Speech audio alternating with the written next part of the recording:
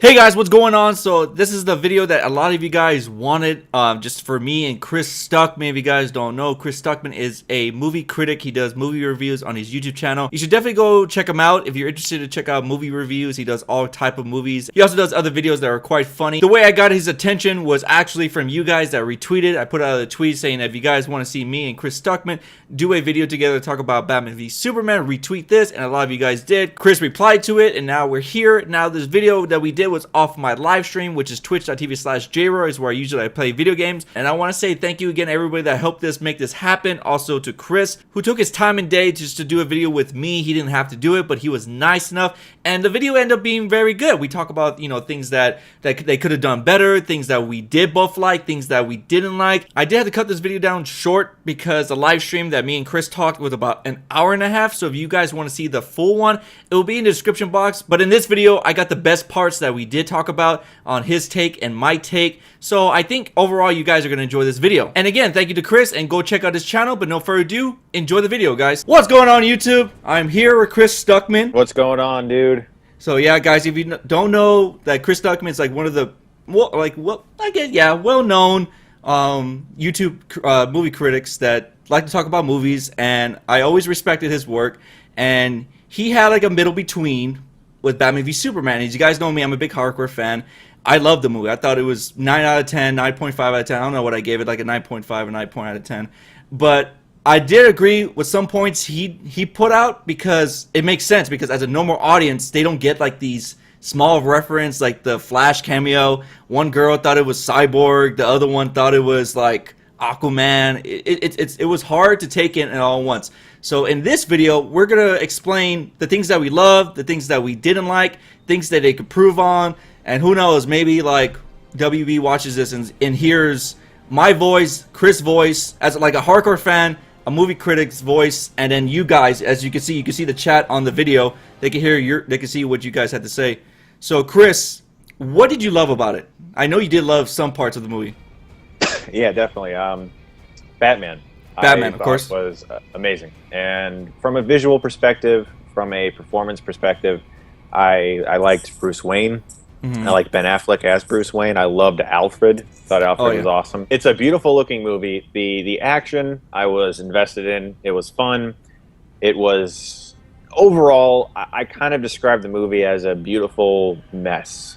For me, it's a movie that this looks great and sounds great and has, you know, a great score and has interesting action-y stuff, but I just feel like there's so much more that they could have gotten out of this story, and that there were certain big moments that I was looking for that just weren't there for me. Big emotional moments between characters that I wanted, but I think if they would have just... I could see Zack Snyder making a really badass solo Batman movie if they at least attempted to give any sort of explanation or reasoning, or at least made us feel that his murderous rampage was justified. In that way, I feel like Snyder really understands Batman as a character, the dark kind of, you know, scary vigilante who's hiding in the shadows, who can lash out at someone and you don't even see him. He's so quick. And that's what I thought was so great about this movie. We'll talk more about stuff we didn't like, or that I didn't like later. Okay. So you like Batman, and you like the visual. You just feel like the best way you put it is it's like a beautiful mess. It's kind of like one of those, like if the world was about to end, you see like the world, like a giant nuke just about to happen. It looks beautiful, but it's about, like, you know, shit's about to go down. So, you know, it's like one of those. Like, it's like you're good. Yeah, like that's the way I think of it, as a beautiful disaster. What I liked about it is that this movie was for hardcore fans. You got a lot of reference. If you read like The Death of Superman, The Dark Knight Returns, you can even like say Injustice comic, just because of the whole nightmare scene and the whole Flash giving that message. That was like towards the Injustice storyline because of Superman going rogue. But what I love about the movie so much is that it takes two characters. You have Superman and you have Batman. Both have like the same situations. One, they don't trust each other at all, and the world is against them. More towards Superman, because, you know, everybody puts the blame on him, like even Batman, because Batman was there in the Metropolis, which I thought the opening sequence to the movie, I thought it was great, the whole Metropolis thing, because it explains it for the people that didn't watch Man of Steel. You know what I mean? Like, you go in, you're like, oh, okay, so that's what happened. But after that, I feel everybody got off board. When we got to the Africa scene, I feel like people kind of got off guard. Like, wait, we're going for the Africa scene, then we're going into the bathtub, and then we're going to Batman, and then we're going to this. Like I can see why people thought it was everywhere. But to me, I didn't get confused because I was like, okay, let's tell this story. Now we're going to Lois Lane and Jimmy Olsen, which Jimmy Olsen really didn't get that much screen time. I didn't even know it was Jimmy Olsen until like the third time when I saw it. I was like, was that Jimmy Olsen? True. Like nobody. It's like, true. He's sort of in the background. Yeah, so I wish they would acknowledge that, like, hey, like, you know, Jimmy, like, put that away or something, but it's whatever. Well, they kind of did something similar with Lex Luthor. It was like they made him Lex Luthor. Everyone knew he was Lex Luthor, and then after the movie was released, they were like, hey, that's Lex Jr., by the way. Mm-hmm. And it was like, are you sure? Can you pick the character name for me? I mean, I don't know. It's just certain things like that kind of... Mm-hmm. It just felt sort of like damage control to me. Mm-hmm. Like, oh shit, this Lex is kind of nuts and crazy. Let's make it be Lex's son. Yeah, but I don't think they ever explained that. I think they did say that Lex Sr. died, but they never really explained it. No. And I had a cool idea. I'm like, what if he faked his death and he comes back and, like, you know, just tells his son, like, you know, you're going to stay in here because you don't know how to handle a business right. And in Justice League, Bryan Cranston just appears, son. Yeah. Fuck you! You've been terrible. Get out of here! And Jesse Eisenberg just leaves. I'm like, I said, I didn't hate Jesse Eisenberg as a villain. He wasn't much more of a Lex Luthor, but I thought he did a good job as a villain character. Like, you know, he had his motives. He was like very deceiving. He was creepy. But did he play an actual Lex Luthor? No. But I liked the villain role. Like, you know. He was one of the best villains. He's a better villain than the one in Guardians of the Galaxy. I can't remember his name. The guy. That was definitely the worst part of Guardians of the Galaxy. The villain. Absolutely. So for me, my favorite Lex Luthor has always been the animated series Lex Luthor. Oh yeah. I love that incarnation of Lex Luthor, and I kind of wish that at some point they would just go full on like bodybuilder, bald Lex Luthor in a Superman movie, like this big hulking mass of a Lex Luthor. And I just wish they would do that for once. I mean, they never have in a live action movie. Now my question next is: were there some things in the movie where you're like, oh man, if they just did it this way, maybe it could have like even topped it off? Oh, absolutely, absolutely. Many things. Okay, so I understand Batman's motivation for being pissed at Superman. It's obvious, and it's probably my favorite part of the movie, actually. I was, like you said, I was on board in that opening scene. I was like, yes, this is cool. It was also kind of nice, because in a way they were addressing some complaints about Man of Steel and the wanton destruction. And that was nice. I liked that. And his motivation for hating Superman was clear. But I didn't really feel a direct motivation for why Superman was upset with Batman. There was never a moment for me where it really showed Superman affected adversely by Batman. I think there was a missed opportunity there for Superman to be upset that Batman was killing, and that he could have flown in and be like, look, man, you can't go around murdering people. You know, you're just like one of the criminals. And then Batman could have said, oh, well, tell that to General Zod's snapped neck. And then Superman could have been like, yeah, well, he was about to kill all these civilians. And it would have started a logical confrontation for me, besides the fact of Lex Luthor being like, hey, I kidnapped your mom. You have to go fight Batman. And I thought that was a very flimsy excuse to have them fight, rather than taking the two characters' morals and really clashing them. And so for me, that was really the biggest thing, missed opportunity, was I didn't really feel a real reason that Superman would have any hatred for Batman, because they never explore it enough. That was just one thing. Also for me, Batman's very rushed acceptance of Superman as a friend. Like the whole movie is like, I don't like this guy, he needs to go. If there's 1% chance that he's on the side of doing this, then it has to be eliminated. and then he finds out the Martha thing, which we've seen a billion memes, and you know it's a meme at this point, so I don't really take it too seriously. In the movie, I thought, oh, that's a nice connection. You know, their moms are both named Martha. I get it. But then I think it went one step too far by Batman just being like, he's my friend now. I'm like, why? I mean, what really happened? It was so abrupt, and within like 15 minutes, he had changed out of his costume and was beating up guys in a warehouse. So it was just, I have a feeling that the rated R cut will probably feel a little bit more cohesive. Maybe. I can't say for sure. I'm very curious to see it. But those were some of my biggest miss opportunities for me. Okay, I get you.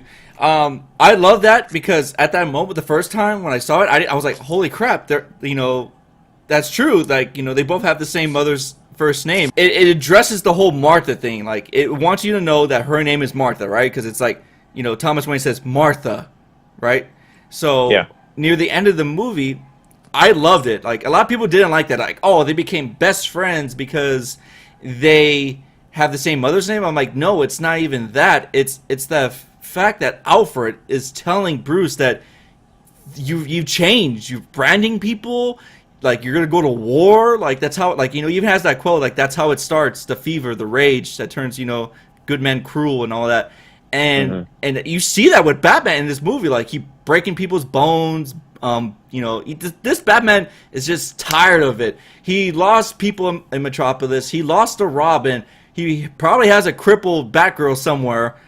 Like, this Batman is just pretty much just done with everything. And when he finally fights Superman, he's at this point where he needs to let all this anger out. Like, he just like, I need to put this Kryptonian down. Not just because of the whole Metropolis, not because of the whole thing. It's just also at the last moment, right before he's going to kill Superman. Superman only has a few words to say before Batman's going to kill him. And it's in that moment where I felt it, because, like, Superman could have said something else, but he said save Martha. In that moment, Batman felt like he was not himself. That's where I felt like Batman had an epiphany, like, holy crap, what am I doing? I'm pretty much the guy with the gun that shot my parents down. And that's where he's like having all these flashbacks, like Martha. Like, he starts thinking that Clark is in the situation like my mother was, and I'm becoming like something else. That's why, like, you see like the frustration when he throws the spear. He's like, what am I doing? Like it's because of them both having the same mother's name that Batman snaps out of this kind of like bad person. Not like a bad person, it's just like a person that just doesn't care about anything else but putting this person down. It's more like this Batman just had like this weight lifted off his chest, and that's why I feel like the Martha thing played more, because it changed Batman. You know. Do you think that Superman, like, one of my things is, like, if someone was about to kill me, my mom's name is Marilyn. I wouldn't be like, save Marilyn. I'd be like, save my mom. I just find it strange that he called his mother by her first name. I don't know. It's just one of those plot devices that I feel like Superman would have been like, my mother is like, save my mother. Not like, save Martha. I don't know. But I feel what you're saying. I get you that Batman was like in a moment where he, you know, he was like, man, I'm going way too far with this. Except in the very next scene, he's fucking stabbing guys and shit. And it's like, oh, okay, well, he's still pretty effed up. But I don't know.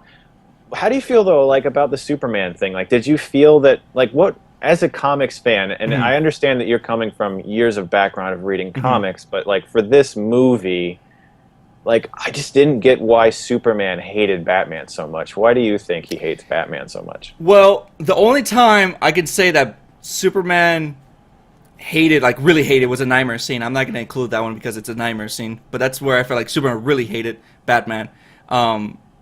But the reason why... Because like, he like crashes into him and says, like, next time they shine your light into the sky, don't go to it. Look, the bat is dead. Like, what's his reasoning? It's because Superman sees himself in Batman, because nobody wants to do anything with this Batman. He's like, you know, this Batman's a threat and all that. But in reality, Superman's being a hypocrite because he wears a cape. So in a way, he's mad at Batman because Batman's getting away with all these crimes, but Superman is getting, like, you know, the shit end. Everybody's praising Batman in the news. He's like, oh, that's, you know, I even believe that the cops are behind him, like, you know, behind him and protecting him and all that stuff. While Superman, the government hates him, Lex hates him, like everybody's against Superman. So that's why he goes to Batman, because he thinks that Batman like sent him a message. Well, while it was actually Lex Luthor. Lex Luthor knows who Batman and Superman is. I don't know if everybody knew that, but he actually knows who Batman is and actually who Superman is. But it's because in that moment where Superman is pissed that the world is behind Batman, but the world is against him, and Superman has done nothing but good things, while Batman, he's branding people and people are praising him and stuff. So I feel when Superman visits him, like, don't go to, like, don't go to it. You are you're like a, what does he call him? You're a vigilante. You're not all this. And basically says, consider this mercy. It's because Superman feels that Batman is a threat to him, because he could be like the next Superman. I feel like just because he's envious of Batman, because nobody's really giving him any kind of crime, and that's just how I feel about it. I just think that Superman's just being a hypocrite towards Batman. I can see why you'd say that. I think it's a little flimsily handled in the movie. Oh, it is. It is. I'm not gonna deny that. But I got it as a comic book. Like, I saw exactly, because I read so many comics where Superman is envious of Batman, because Batman gets away with so many things, while Superman has to face the government. He has to face all this. He has to face justice. Batman doesn't have to go to anything. He doesn't go to trials. That's just how he is. Yeah, I can see that. My other issue with that scene is that Superman just flies down, stops Batman's car, and lets all the criminals Batman was chasing escape. And I'm just like, why'd you stop him from chasing down those criminals? It's like he was doing a superhero-y thing, and you kind of just flew in there, crashed his car, and let the criminals all escape. So, okay, one thing that you didn't like, I think you didn't like, because I saw your tweet, and I was just like shaking my head just because I thought it was funny. I'm just like, oh, Chris, stop. Is that you don't like Batman killing? No. You don't, right? I get that it's happened a few times in comics, but my issue with it in the movie is that there simply isn't enough reason attributed to it. You kind of have to have your knowledge of background of comic, and see, because when you say, I know what's going on here because I've read all these comics, or I know why this is important because I understand the backstory from comics, to me that's a failure on the filmmakers. The filmmakers have a responsibility to make their film be accessible to most everyone who watches it. Now, if you come into, a film that's 4 movies deep into a series having not seen the first 3, then that's your fault. But I've seen Man of Steel, and going into Batman v Superman, I expect to really understand the majority of the film, or at least understand the motivations within the runtime of this movie. I understand that there will be questions for sequels to answer, but when an entire character's moral dilemma has completely changed, I want a little more than just one shot of Robin's suit with the Joker spray paint on it. I want a little more than just one monologue of him saying, 20 years in Gotham, how many good people are left? I get it. He's been doing this for a while. He's tired. He's lost friends and family. He feels like it's weighing down on him. But I feel like Batman as a character then wouldn't resort to murder, because murder is what made him Batman when he watched his parents die. And he's just going out and about killing people. And there's a difference, but it's sort of like the Daredevil series. He always has, there's that the dilemma between the Punisher and Daredevil. Punisher feels he has to go out and put people down, and Daredevil's beating people up, and that creates one of the most interesting dynamics between the two characters. And it was sort of like in The Dark Knight. My favorite part of The Dark Knight was the interrogation scene where the Joker is trying to convince Batman that they're both the exact same type of character. They're both the same person. They're both just freaks who dress up and try to make a change. It's just that Batman does it differently than the Joker.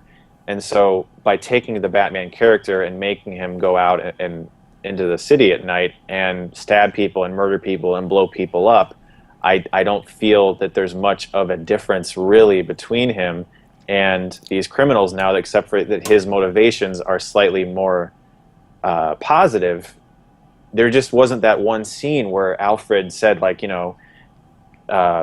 Bruce, you're going too far. You're killing people. These are people's sons and people's husbands and people's fathers, and you're killing them. You're putting them in the ground. Mm-hmm. And he could have turned to Alfred and say, they killed Robin, or they killed Barbara, or something, anything.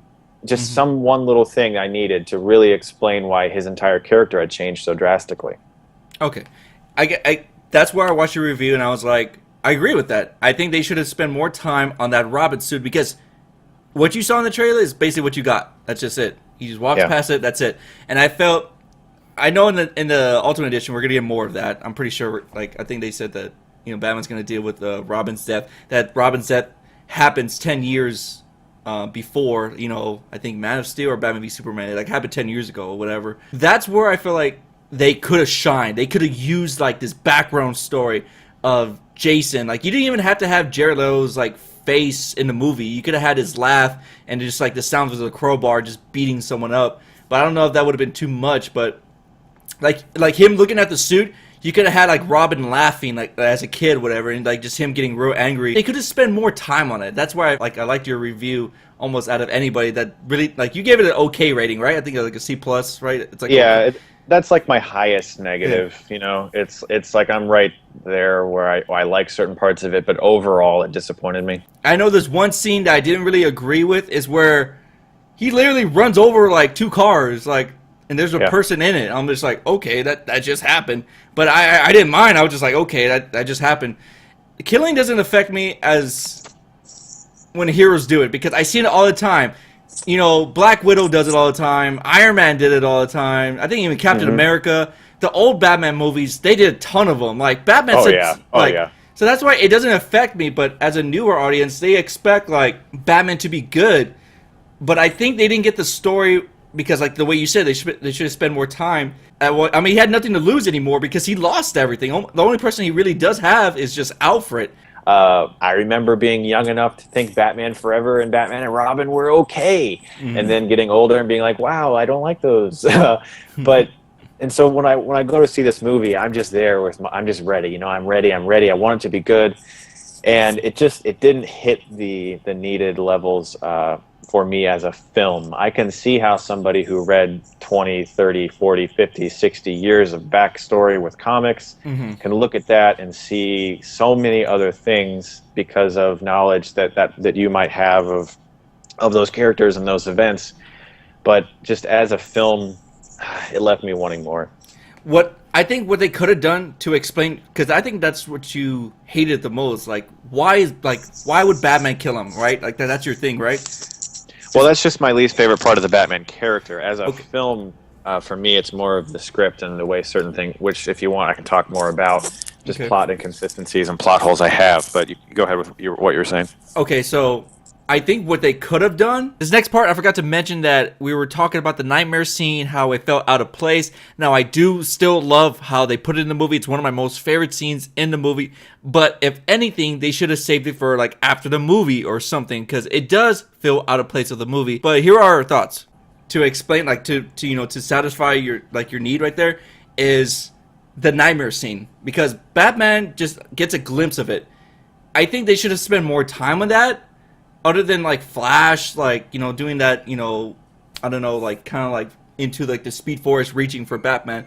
They should explain, it literally just jumps you into it. It doesn't give you a reason, if he's sleeping, whatever. They should have it where, maybe he's falling asleep, whatever. He tilts his head sideways and then he goes to sleep.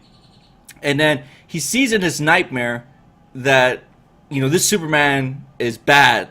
He's he is the Injustice Superman. Injustice Superman is one of the most ruthless Supermans out there. It's an Elseworld story where Superman lost Lois Lane and he killed the Joker. He killed multiple characters. I'm not going to do a spoiler, but he killed a lot of heroes just because they got in his way. And I feel like they should have used more of the nightmare scene to use Bruce waking up he just I need to I seen the future. He tells Alfred I've seen the future. This Kryptonian needs to die. If he doesn't, then things are going to go crazy. I think they should explain that more of him having a nightmare, if it was actually a nightmare. because Zack Snyder said he's like, oh, we just put that in, and then we'll explain it later. I'm like, don't do that, because then like you're gonna make me want to like try to figure out what the hell is really going on.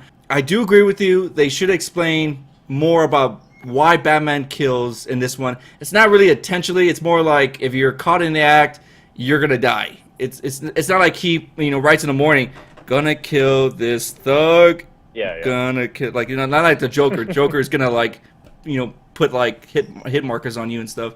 Yeah. But I want to hear your thoughts. Your plot host. I want to hear them. Okay, so I have a few, and I agree. They definitely should have, in some way, had the nightmare sequence just fit better. Because to me, it just felt sort of like this. It almost felt took like you out of place. It took you out of place from the movie. It felt like a deleted scene or something that got included somehow. I don't know. One of my biggest problems with this movie is Lex Luthor, the Kryptonian ship, and Doomsday. So he uses the Kryptonian ship to create Doomsday, and Doomsday is meant to kill Superman. I get it. He feels inferior to Superman. Lex is like the genius. He feels that he is like this. He the world's savior. He's smart. He can do anything. And then this guy comes along, who's ruining that, and so he hates Superman. He wants to put him down. I get it. This kryptonite that they found in the ocean to slice off the finger skin of General Zod, and then places the finger skin onto Lex's fingers to get into the palm reader. And I'm thinking to myself, you got Zod's body right there. Just take Zod's hand and place it on the thing. You don't have to do this elaborate thing. So then he gets into the ship, and the ship is basically like, what you're doing is forbidden, and Lex Luthor's like, who cares? And then he just keeps doing it, And it was just things like that were so lazy when it came to writing, because I'm picturing someone writing this, and I'm picturing the guy looking at a computer writing this. The writer of the movie Argo wrote this movie, and this is how he explains it. The ship is like, Kryptonians have forbidden this for years, and he's like, are the Kryptonians still alive? No. Okay, cool. I'm going to keep doing it. So then after he creates Doomsday, my biggest thing is, what exactly did he expect to happen? Did he expect Doomsday to kill Superman? Okay, then what? Now you got this raging monster that's going to destroy the entire planet with you on it. And to me, that's really flimsy. No, I got you. I think at that point, Lex just doesn't care. He just wants to kill Superman. Like, that's his goal. I think that's what every Lex Luthor's goal. Like, whatever it takes. He felt like, okay, if I get rid of one Kryptonian, which is Superman, I'll deal with the other one later, because I'm pretty sure he probably had a plan for Doomsday, because he read the archives and all that stuff to probably handle Doomsday. And you saw Doomsday died from kryptonite, so I'm pretty sure like Lex would have found some more. But I do get you. It's a little bit lazy towards such as for a person like Chris Terrio. And I didn't mind, the fingertips, because it would look funny if he just cut off his hand, just walking with a flimsy hand, but like, here you go. Well, no, I'm saying, like, if he had Zod's body there with him, which he does, just place his hand on the palm reader. Doomsday was like a plan B, because remember, Lex Luthor was about to get captured already from, I think it was the government or somebody. Oh, it was Lois Lane. She had the whole bullet thing, so she was gonna tell on him. So he had to get all this, he had to make the Doomsday and all that stuff, because he felt that eventually the SWAT team was gonna come after him. I don't know if you saw the deleted scene for Batman v Superman. Yeah, I did. Yeah, so with Stuckmann. they should have. They should have put that in, because it actually helps explain the story about of Lex saying, like, he's coming, ding ding ding. Because you see the mother boxes, and you see it could either be it could be Steppenwolf. We just say Steppenwolf. It could be Yuga Khan. Yuga Khan is what do you call it? Darkseid's father. That's what it looked like to me. Like, after I go back. Okay.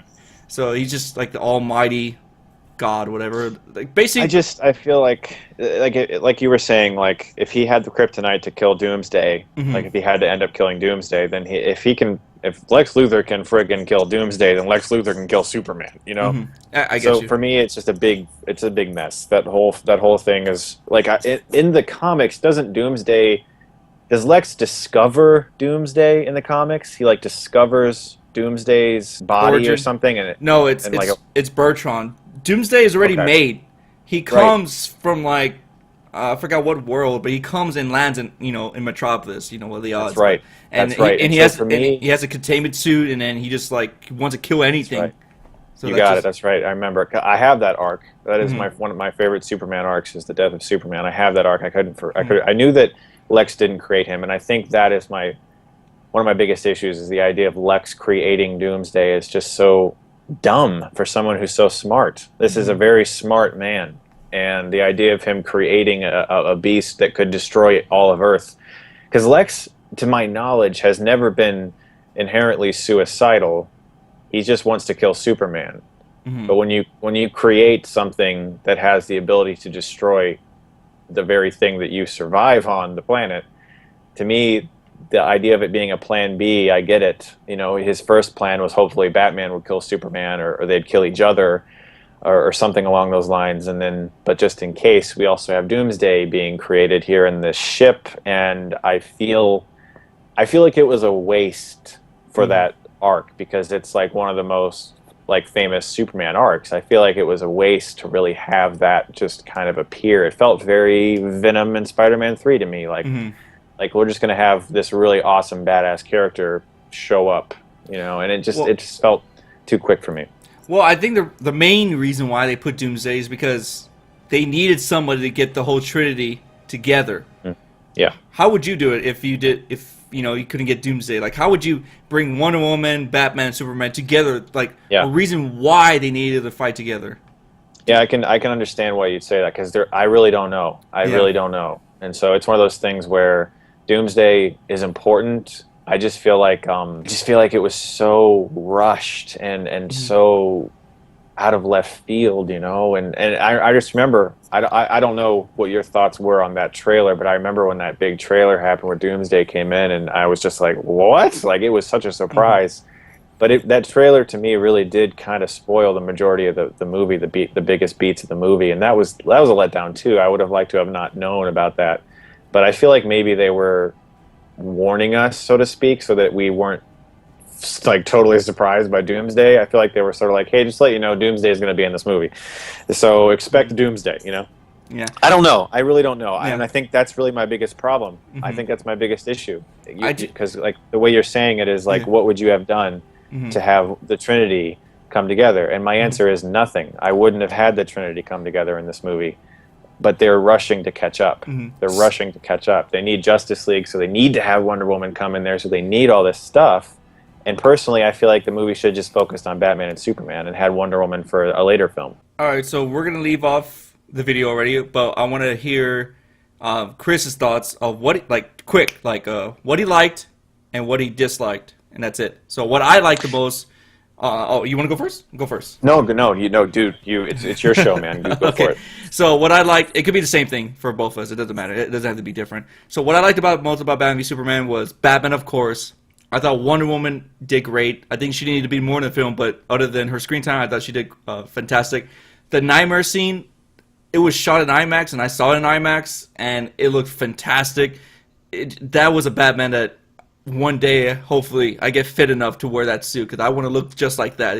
It inspired me to hit the gym the next day. I'm not even joking. There was some plot point, like some plot missing of the Robin scene. I wanted to see Batman like at his lowest, of thinking of Robin like I miss him. I miss my family. I miss Dick. I miss not like that. You fuckers. I already know you in the chat. They're gonna start spamming up the chat right now. But Dick Grayson, Yeah.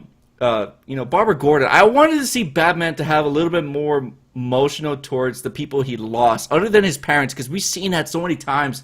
I wanted to see him at his lowest, thinking about his parents. Batman and Wonder Woman were kick-ass. Mm-hmm. Kind of, I agree with what you said. She was a little too brief in the movie. They should have maybe had some more fleshing out of her character, but she was badass when she showed up. Superman was fine. I don't have a problem with Henry Cavill as him. I just don't really think that the characters were as compelling as they could have been. I liked the fight itself, but the reasons and the motivations behind why they were fighting were murky and Mm-hmm. unclear to me, as well as the resolution of the fight. Lex's plan was kind of dumb, really dumb, in my opinion. Lois Lane struggled to be relevant in this movie, and I think that's why they left the Bullet storyline in there, because they just had to give her something to do. But it's a good-looking movie. It has fun action, and Affleck looks amazing as Batman. So. And he's done with his script already. I don't know if you guys know that. So Comic-Con. Very cool. Like, yeah, he's done with the script. Was written by him and Jeff Johns, which I'm excited for. And I'm assuming they're gonna announce Batman movie probably 2018. He's probably gonna take June or July of 2018. I think that's what's gonna happen. He might go toe to toe with one other Marvel character. I feel sorry for whoever goes up to him, because Batman sells like crazy. And knowing that Batman was the most positive thing for Batman v Superman, his movie's gonna blow up. Especially, it depends whatever storyline they're gonna go with. And if Ben is directing it, oh man, it's gonna be great. It's gonna be great. And I think I'd love that. Ben wants to show you his version of Batman. I feel like a lot of stuff he did in this movie was more of a Zack's vision, but I think now he has an idea of what this Batman is. He's gonna take this Batman to a whole new level. Hopefully, we get the Death in the Family, the Killing Joke, Court of Owls, or Hush storyline in the next Batman movie. So Hush would be awesome, because we haven't had him yet at all. And you should get Christian Bale to play Hush.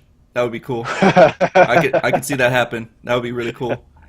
But yeah, guys, if you guys want to check out Chris Stuckmann's videos, he does a lot of great things. I like his how do you say it? Hilariosity. Hilariosity. I'm having a tongue tie.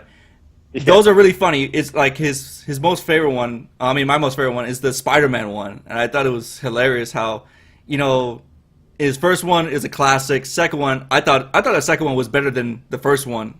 Like I still think, just because it was well placed and the villain was perfect.